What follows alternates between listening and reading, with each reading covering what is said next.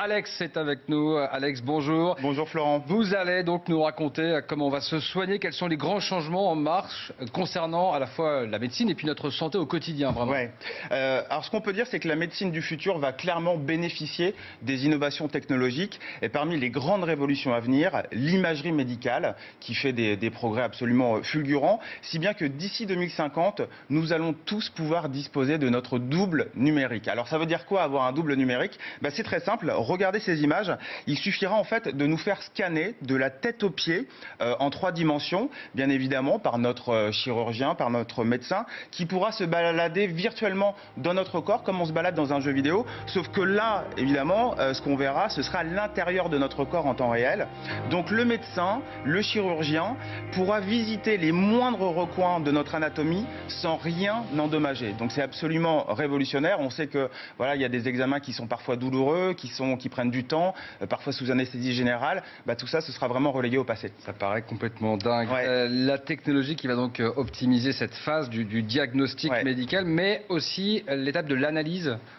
Oui, absolument. Et, en 2050, fini les analyses médicales lentes et coûteuses, et fini également l'angoisse liée à l'attente des résultats, puisque nous aurons tous à notre portée un laboratoire sur puce. Alors, un laboratoire sur puce, c'est quoi? C'est très simple, c'est un accessoire pas plus grand qu'une carte de visite, où en gros, avec une seule goutte de votre sang, il sera possible de diagnostiquer plus de 100 maladies, et tout ça en moins de 10 minutes. Alors, ça ressemble à de la science-fiction, et pourtant, ce futur est déjà en marche grâce à Luc Gervais, un ingénieur suisse que nous avons rencontré et qui nous présente son innovation.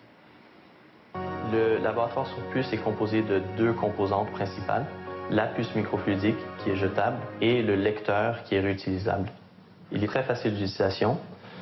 Je commence en me piquant le doigt. Je prends une goutte de sang que j'insère ensuite sur la puce microfluidique.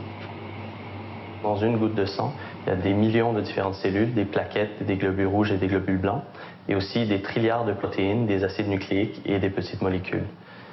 La puce microfluidique va filtrer le sang et acheminer le plasma à travers la puce. On peut détecter des centaines de maladies à l'aide de cet appareil.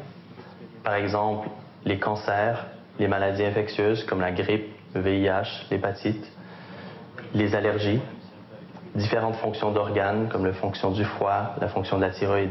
On arrive à faire un diagnostic médical qui coûte beaucoup moins cher que celui qui est fait aujourd'hui à l'aide des analyseurs centralisés. Alors ça permettra aussi de faire un diagnostic qui sera fait dans les pays en voie de développement pour les gens qui sont les plus démunis. Donc on va consulter notre